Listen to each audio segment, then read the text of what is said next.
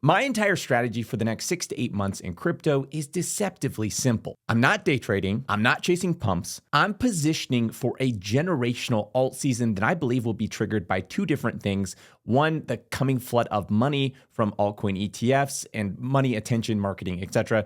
And two, a major shift in global liquidity. And this isn't just a theory for me. This is like a defining bet on my entire net worth. And in this video, I'm going to go through my exact portfolio that I've built around this whole thesis. One that, again, I believe in so much that I've put literally my entire net worth into it. And I'll be breaking down my core positions, my high conviction holds, and the tokens I'm still buying aggressively. And before we get started, really quick, as I've talked about many times on this channel, my goal is to get to $100 million.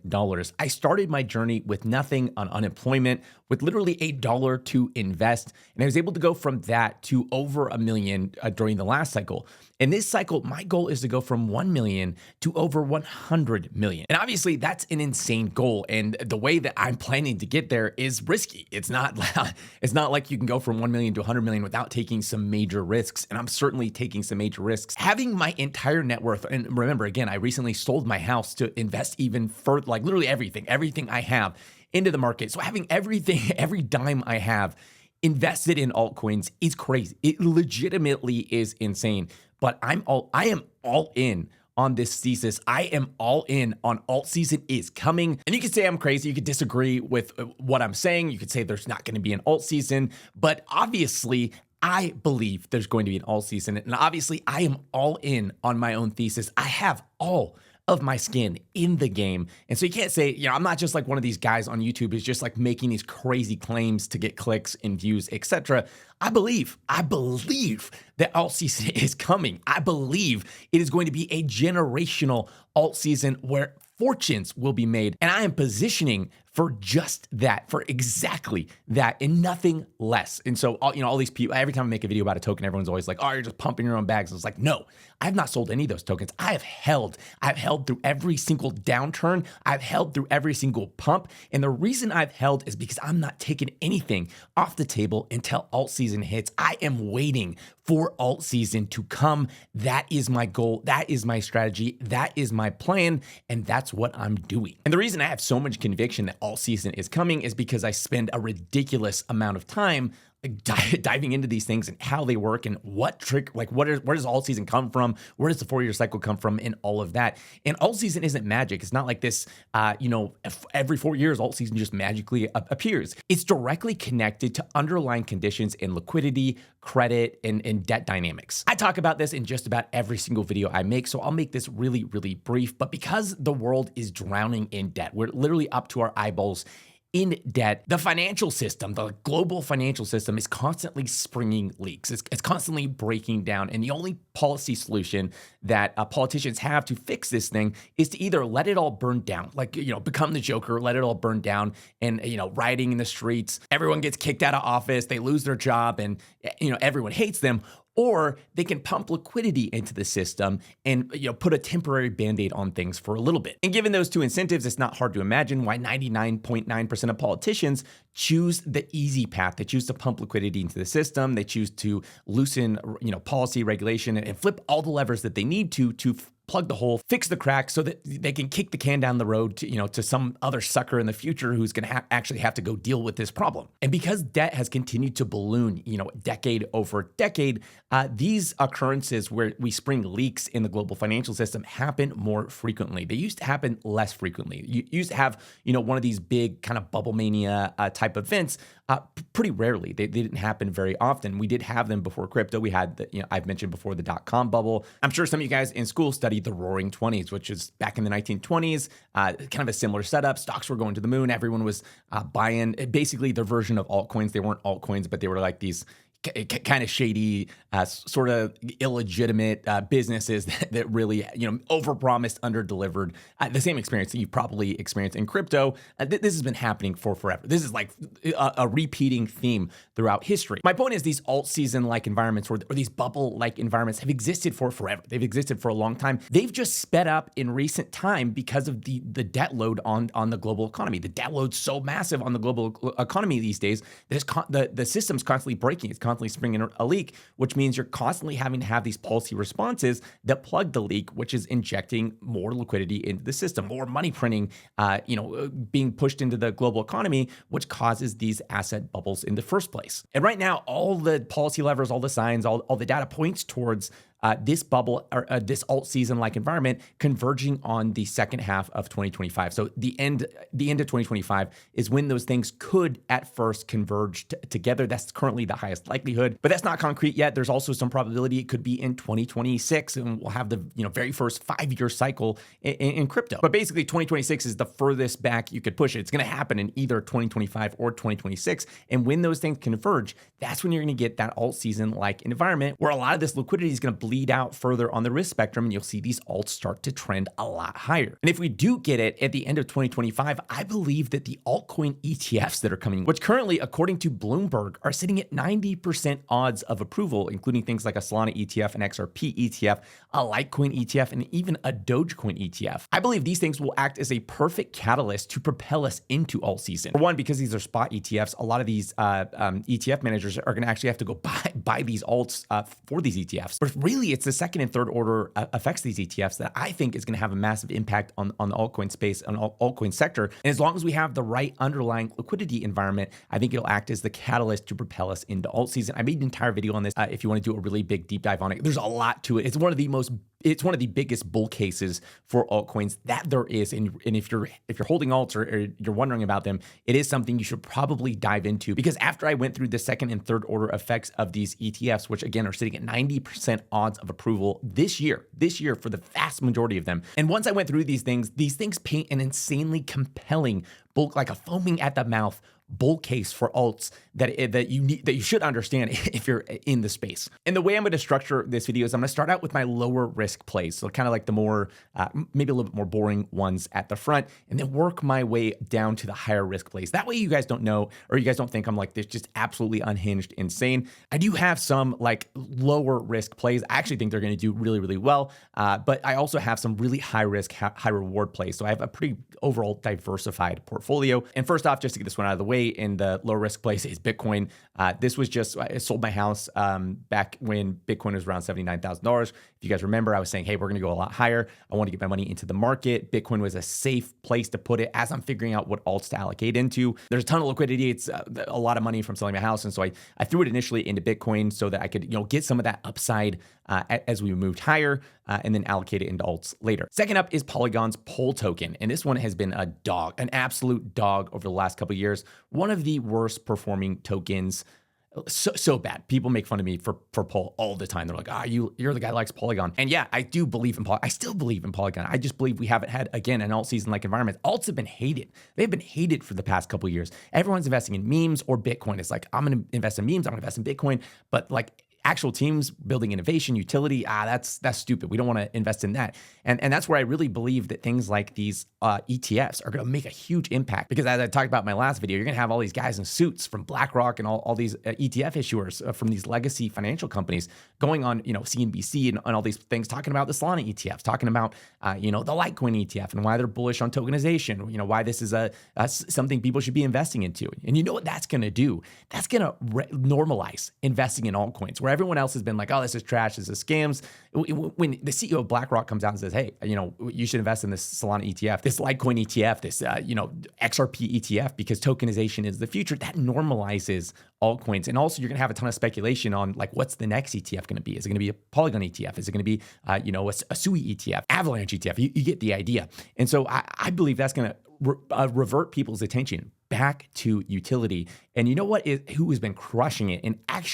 building actual tech, building actual products, has been Polygon. Their ag layer is insane, absolutely insane. The internet of crypto is an apt description of what they're building. And recently, Sandeep, the original founder of Polygon, has stepped up as the CEO of Polygon as the largest POL holder. So he's the largest single holder of POL. He wants this thing to go up. And so he just recently, within the last couple of weeks, stepped up as the CEO. And they're pushing hard with as far as releases and getting these ag layer updates out. They just launched Katana, which is like a DeFi focused Arbus chain, and they have a bunch of different airdrops coming to Pole stakers, including Katana. Anyways, you can call me crazy for holding Pole and still believing, that it's going to succeed. But a natural byproduct of alt season is we switch from this rotational PvP environment to a fastest horse environment where everyone stops worrying about if things are going to go up. They just want to know what's going to go up the fastest. And that is when alts like Pole thrive. Not before that. They need that fundamental liquidity environment.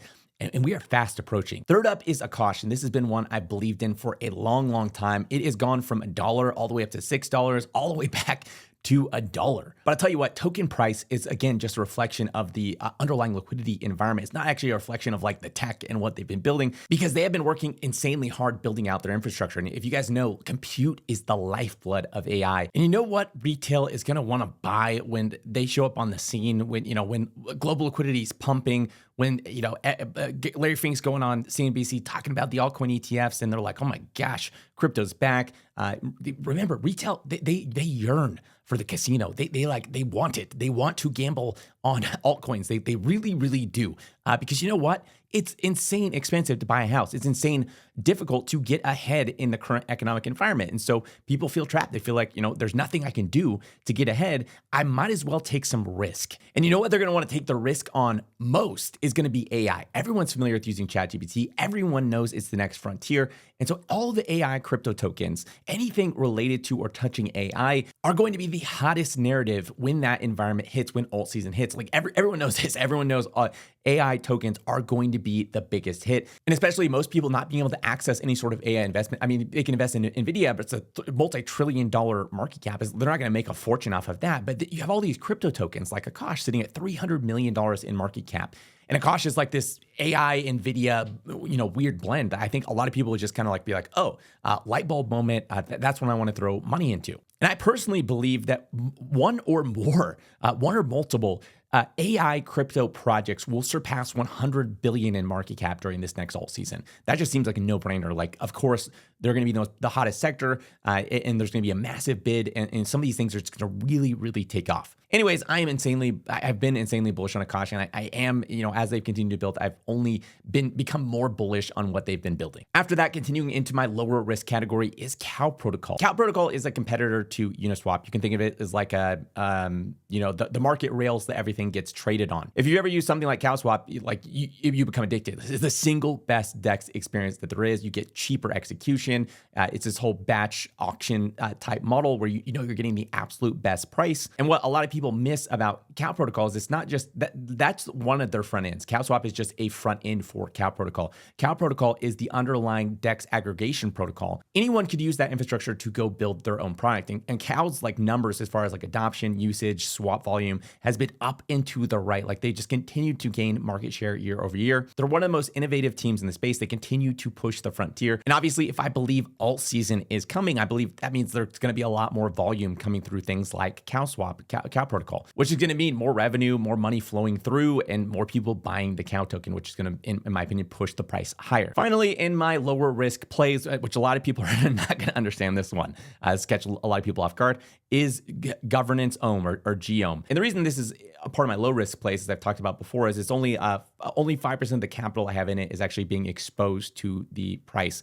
It's complicated. I'm not going to get into all of it right here, but I took out a cooler loan back when they initially were released. I put a crazy amount of money in it, but it was at 95% loan to value ratio. So meaning 95% of the capital I put in, I could take back out, which I did in the form of DAI. And I never have to pay. If I don't ever want to pay that back, I never have to pay that back. I could just go and just let my loan expire and that's it. But I do want to pay that back because the price of GEOM has slowly appreciated, and that money is now worth a lot of money. That underlying GEOM has become worth a lot of money because of its appreciation. It's steady appreciation. And that comes from the fact they do a ton of buybacks. They have a $200 million treasury. It's honestly one of the most underrated protocols in crypto. A lot of people think it's a scam because of what happened in 2021. But if anyone paid attention to what they're actually doing, it's been insane. They're an amazingly talented team. But like I said, only 5% of my capital is exposed. If I didn't pay that back, I would take a 5% hit and that's it. Which inherently for me makes it super safe. You can't get the same deal today. The cooler loans have changed since then. That was kind of like a one-time offer if you got in at that time. Moving on with my mid-risk plays is Across Protocol. And if you remember back in 2021, bridging between chains was insanely difficult. You had to wait like 30 minutes to bridge between chains. You had to know the right bridge to go use. Like if you wanted to go to BNB chain, you had to use a specific bridge. If you wanted to go to Harmony, if you guys remember Harmony 1, you had to use a specific bridge for that, Avalanche specific bridge for that. It was a really complicated, really confusing process that has been, almost completely abstracted away because of things like Across. And Across is insane. Like if you use Across to bridge between chains, for one, it connects most chains. So most chains, you just go to Across, you can bridge. But for two, sometimes it's like milliseconds. Like to bridge between chain A and chain B, it'll take like less than a second. In some cases, in most cases, it's just a couple seconds to bridge between these chains. So that's one part of what Across does. There are also Across Plus, which is cross-chain bridge hooks, and then Across Settlement, which is cross-chain intent settlements layer. And this is similar to how Cow Swap works. Is they're an intent-based architecture. I'm not going to get into all that right now, but it's really cool. And as kind of one of the underlying backbones of the DeFi ecosystem, I believe, given an alt season, Across will do really well. After that is Researchcoin. And, honestly, this one needs no explanation because I talk about it in so many different videos. I am so bullish on this token. And the reasoning for alt season, I'll go real quick, is just Brian Armstrong is the co-founder. That pure and simple. There's a lot of other reasons and fundamentals. I think it's really bullish. If you want to go into some other videos, you can listen to that. But as an underlying stupid, simple narrative, Brian Armstrong is the co-founder of this project. All the base tokens that are on base chain, which this is on Ethereum, but it's also on base. All of those tokens soon, within possibly the next couple weeks, are going to be available to buy on Coinbase. For the average users, they're going to be buying any token as they would any other token, except it's from the base chain. So Coinbase isn't now having to list these tokens. If it's on base, it's going to be on Coinbase. And I believe, kind of with that all together, there's going to be a huge demand around Researchcoin because Brian Armstrong's the co-founder. It's just a really easy narrative to latch onto, and it's really easy for something like that it's very mimetic. It's very easy for it to go viral. After that is Launchcoin on Believe. I did an entire video on the Believe ecosystem and why I am bullish about this ecosystem or this concept, basically. Basically, the way this works, different than other launch pads, is say you're a founder or whatever. Like say you want to have this startup that has nothing to do with crypto. And a lot of the people launching on Launchcoin have nothing to do with crypto, okay? For example, there's a lot of AI startups that are launching on Launchcoin where they have like an AI app or something that they want to get out to the public. They do a launch on Launchcoin, and all of the volume, trading volume around that coin, every time it's traded, there's like a 2% fee that's taken. 1% of that goes to the creator. And so they don't have to ever sell their tokens. They don't have to dump on their holders. They can hold tokens and then they can make money off of the trading volume. And so it's like a funding mechanism for a lot of these startups that they're starting to tap into. And there's been Harvard grads that have used Launchcoin to launch their AI startup or whatever. I think as the SEC loosens that you're going to see this kind of trend continue where you're going to get a lot of projects that are tokenizing. They're using crypto rails to launch, but they have nothing to do with crypto. They're not another DEX. They're not a DeFi project. They're not another layer one. They're just a startup, a normal startup that the public's getting access to and able to get early exposure to. And I believe as the SEC does their sandbox rules, Paul Atkins is very, very freedom oriented. He's very kind of libertarian values. I think it's going to open the door for more of these types of launches. And I believe that, Launchcoin has the potential to turn into that place where these things are done. After that is EigenLayer. A lot of you guys probably have heard of EigenLayer and restaking, etc. It was a really big deal about a year and a half ago that most people haven't paid attention to what's happened since. But they've continued building, continued rolling out what they've been building. And they've recently launched EigenCloud, which is this really cool concept of basically taking blockchain's verifiability but like exporting it to things that aren't blockchains, things that might use different compute structures. Specifically, one of the examples that I heard recently in a podcast with Sriram was the idea of AI agents. And if you hire an AI agent to go do something for you, you want to be able to prove and verify that thing was actually done. And there should be a consequence if the AI agent doesn't actually do the thing you want them to do. EigenCloud enables you to do that and allows you to verify that thing was done and it was done properly. And if there isn't, there's a consequence to that. It's a very simple concept on its head, but the blockchain itself is also a very simple concept on its face, but that has massive implications. And I believe EigenCloud also has the potential to have those same massive implications. There was a really good episode on this that Sriram did with Bankless. If you want to go listen and check it out, I highly recommend it. If you haven't heard about Eigen recently, or you're a doubter in EigenLayer, listening to that episode and listening to Sriram explain it himself, I think it'll get you really bullish on the future vision of Eigen. After that is Geonet. Geonet is it's a crypto project that's not actually directly tied into crypto in the same way that you are normally used to. It's a lot more focused on GPS, pinpoint, precision, accurate GPS. That's where this guy comes from, the guy that founded it. That's the field he specializes in. The problem is with most GPSs, if you ever used it for like Find My Phone, it never tells you the exact location of your phone. It'll tell you, hey, your phone's like somewhere around your house. Sometimes it might show your phone in your backyard. Sometimes it might show you your phone, at your front door or whatever. But it's not pinpoint accuracy. But there are a lot of things like robotics, farming, etc., where you need pinpoint precision accuracy. And the reason you don't get that pinpoint precision accuracy in typical GPS is because there's a lot of solar interference in the atmosphere. So as between the satellite and the actual object, there's a ton of this complex interference that makes it hard to exactly pinpoint where that object is in real time. And what Geonet does is it's built a network using DePIN infrastructure that allows for pinpoint, up to the millimeter accuracy on GPS data. And because of that, there's a lot of people, again, that have nothing to do with crypto. It's robotics, drones, farming, and all kinds of other stuff that use Geonet. And all of the profits that that come from this, which currently their annual revenue is around $4 million, all of that goes towards buying back the token, the actual Geo token. And then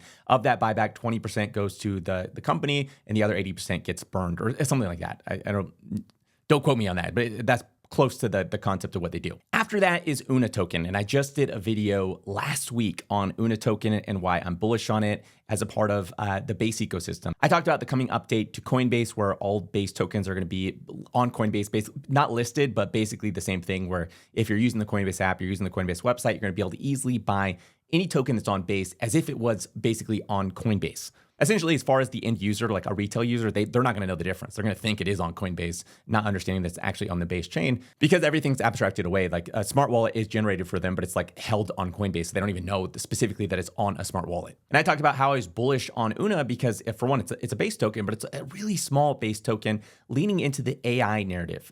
They're a team of ex-Ubisoft executives. So they went from Ubisoft. They wanted to found a gaming company in the crypto space. And as time went on, they ended up pivoting into the AI sector. And this is really similar to Virtuals, which is one of the biggest AI platforms that there is. They're originally a gaming team. They pivoted into AI, and then they're at over $1 billion market cap.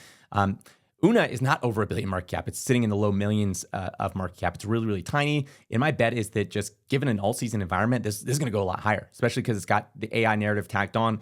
And their visuals are just insane. Their design fundamentals are absolutely unhinged as far as that goes. And they're really good at building a lot of a big following. So they've tapped a really big following. There's a lot of creators, some of the biggest creators. There's this guy, Star Platinum or something like that. He's huge on X. I see his posts all the time, and they go viral all the time. He's a persona creator. There's a lot of people that use the persona NFTs as their PFP. So they're really good at marketing and getting themselves out there. Token hasn't appreciated with that, but I believe that will change soon, especially given an alt season environment where people are actually bullish on alts. And along with UNA is the HANA token. That's their AI agent token. You might be familiar with this if you're familiar with the crypto sector. These are it's a really hot narrative right now.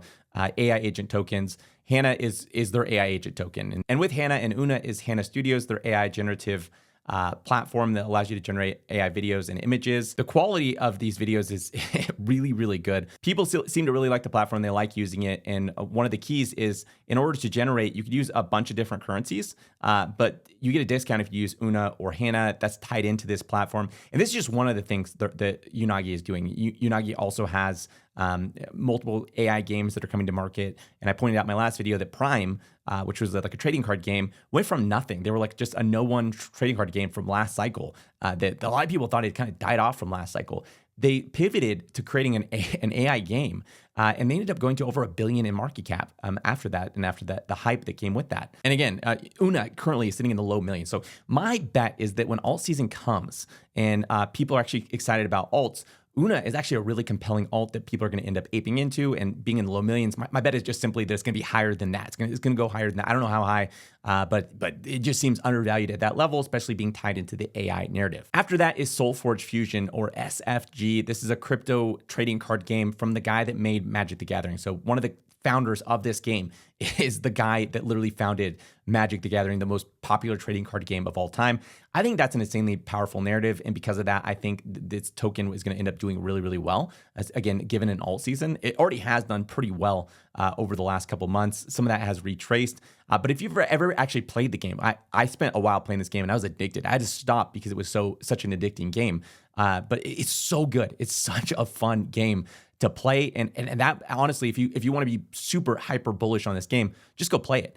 Which you can't say that about most crypto games. They genuinely suck. But this one is insanely addicting, and it shows that it's from like somebody who's created like the most popular game of all time. Okay, the most popular trading card game of all time. So the mechanics, everything, really well thought through. It's really, really fun to play. And SFG is heavily tied into this game. In fact, the guy that models their tokenomics, I think, is the single biggest holder of SFG. He's like the single biggest SFG bull because it really is an addicting game. You have to try it out. After that is Winner Protocol. And look at this chart. This is another one that just has been an absolute dog, just a horrible, horrible token to have held for the last couple of years. Winner is an on-chain gambling platform. It's kind of hard to, I've done entire videos on this, and I spent the entire video describing how it works or what the difference is between on-chain and a normal gambling platform. You're just going to have to, I guess, take my word for it that on-chain gambling platforms are actually a pretty awesome innovation. Basically, it's an app store approach where like anyone could come and build their own front end, kind of like this, on Winner, their own games on Winner, and have confidence that they're going to get the revenues, that they're going to own the thing they've built, in the same way that anyone could come build on the internet and have the confidence that like Amazon knows they own their website. Nobody can take it away from them. Where if they went and built on Facebook, that's not the case. Facebook could totally rug them and take their business from them. Just Bet is like the internet of gambling, I guess, is a way of thinking of it. Like anyone can come build games and platforms and front ends on this thing. I have been insanely bullish on Winner. Like this has been one of my most bullish things I've talked about, but obviously it has not had been bullish performance. It's been absolutely horrible performance. But I haven't changed. I'm still insanely bullish on this concept. And maybe I end up being wrong. Maybe alt season comes and this doesn't end up going anywhere. But I personally think it's a really killer concept and it has a lot of potential, especially if you look at the revenue of some of these other like gambling apps like Stake and Rollbit. Like they're insane. They make tons of money. And if Winner were making that same kind of money, like this token would be a lot. It's small right now. It's only it fully diluted. It's 4 million in market cap. So given an alt season, do you think if retail comes back, if you threw this into 2021 bull market, would this be sitting higher? And for me, the answer is yes. Yeah, it would. So being a believer in alt season, I think this thing goes higher. I think it's going to be sitting higher. I'm not going to be right about all these tokens. I'm going to be wrong about some of these tokens. But man, this is one I've been insanely bullish on. We're just going to have to see. We'll see how it ends up phasing out, but I'm still holding, still bullish, and we'll see. Next up is Index. And Index has undergone a wide variety of changes since I last talked about it. They ended up hiring a new head of product, and he has switched things up quite a bit. Originally, Index was all about index funds on chain. So they would launch various indexes of this is the DeFi index, this is the metaverse index, etc. And that's originally why I got into this play, was because of that. I was bullish on that concept. I think crypto indexes are going to be massive. I still think crypto indexes are going to be massive. They just they simplify the process of investing in crypto, which I'm very bullish on that, because I think more simple is always going to equal better for retail, and they're going to love it. However, that is not the primary focus of Index as of now. Right now, they're focusing heavily on their leverage tokens. So they're tokenized leverage. And the reason they've switched to focusing on this is primarily because that's what's been driving the 99% of the revenue comes from these leverage tokens. So this head of product came in and he's like, what are you guys doing? Why are you focusing on these indexes? All your money comes from these leverage tokens. You should be focusing on that. And so that's what they've done. They pivoted hardcore into tokenized leverage. So it's basically the idea of, instead of going to Hyperliquid or all these other platforms and leveraging up, you can just buy a token that's a 2x Bitcoin token or a 3x Bitcoin token. And when Bitcoin goes up, that token moves up 3x, or when Bitcoin goes down, that token moves down 3x. And their tagline is leverage without liquidations. Amplify your crypto exposure with automated rebalancing and built-in liquidation protection. And then they show a little comparison of hey, here's the amount of liquidations that happen on perps platforms, and here's how much liquidations happen on Index. And they recently passed a new IIP, which is Monthly Index Supply Reduction Program. And so they're permanently burning or removing 1% of the index token supply from the treasury each month for the next 3 months. This is a short-term initiative kind of to trial that out and test it out. When they made their major changes, I ended up coming to the platform and kind of reevaluating if I still wanted to hold it or not, because my initial bull case was the indexes. But tokenized leverage is also an insanely bullish concept. again, simplifying leverage.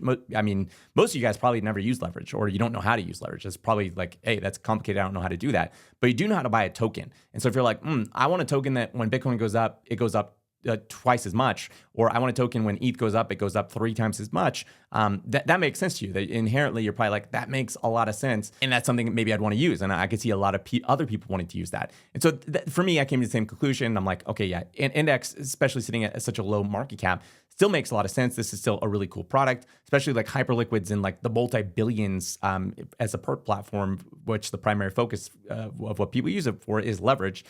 It makes a lot of sense that potentially this could be something that takes off during alt season. So that's something I still hold. After that is Dinero. It's a liquid stake token platform or tokenized yield. They have a number of different products that they do. They're like really heavy into the DeFi ecosystem. They have not done very well over the last year. Well, okay. At times they've done really, really well. And then like at other times they've done really, really horrible. This token bounces around a lot. But as of late, over the last couple of months, they've not been doing very well. But again, it hasn't been alt season. And in general, you could say that about every single alt that there is right now. Like the majority of alts have not done well over the last couple months. They've been bleeding pretty hard over the last couple months. But I'm bullish on Dinero. I'm bullish on the team and what they've been building. And again, I just think they need the underlying liquidity dynamics to end up doing well. And once that comes, people are bullish on DeFi. People are bullish again on LSTs, which I haven't heard anyone talk about LSTs in a while, but it's a really cool concept.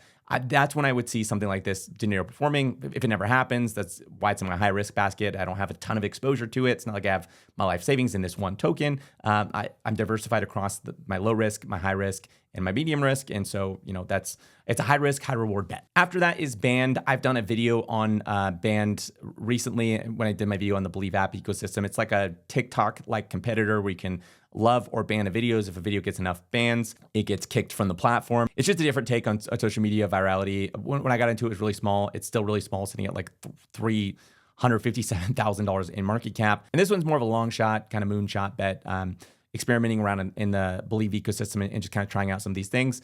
I definitely think it either requires a narrative rotation into the Believe app ecosystem or a underlying alt season to do well. Next up is Arbus, and Arbus is another AI crypto project. You can see I have my AI bags full. They're doing a couple different things. They have peer-to-peer machine learning, which is kind of like a BitTensor sort of vibe approach. They also have a bunch of other stuff. So they have a marketplace.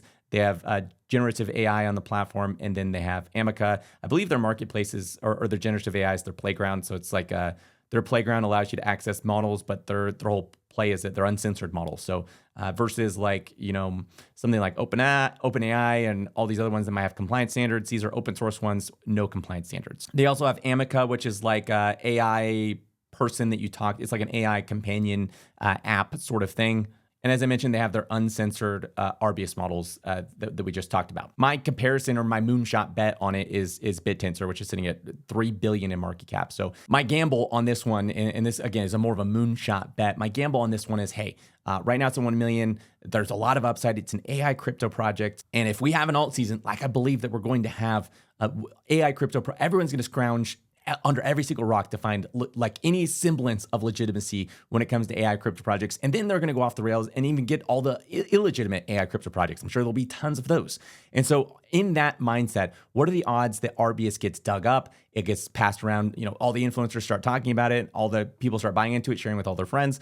I think there's like some probability that something like that can happen. That's why I hold this one. It's just purely, it's a bet on the AI narrative in crypto going bananas given an alt season like environment. After that is Avo. This is a token from the Believe app ecosystem. It's currently sitting at $1.1 million in market cap. And it is a AI agent trading bot platform. Basically, according to the website, they're AI-driven agents built by top PhDs and researchers. Basically, there's these AI agents, you put your money in and they go trade your money for you. And some of these things have, at least according to the website, have done really well. This is over the last month, it's done 648%, 335%, 103%.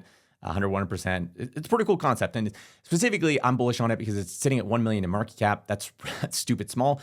And AI agents that trade for you. That's a bullish concept. That's a bullish narrative. Given an alt season, that I could see this thing going a lot higher. By the way, if you're curious about staying up to date on my portfolio and you want to see every time I buy or sell a token, like, the next time I am loading up on some of these tokens, when I buy new tokens, when I start selling off some of these tokens, if you want to see that transparently in the Obsidian Council, I post every single time I buy and sell a token. I update my portfolio about once a month, as well as I have weekly video market updates where I dive into macro, the market, alt season, and what's going on with all of that. Of Currently, the Obsidian Council is closed to new members, but if you're interested in joining, there's a waitlist in the description of this video. As always, none of this was investment advice. I am obviously not your financial advisor, and you should always do your own research. If this video is helpful, make sure to hit that like button, and if you want to see more videos like this and future updates on my portfolio, etc., make sure to hit the subscribe button and the little bell next to it to be notified each time I release a new video.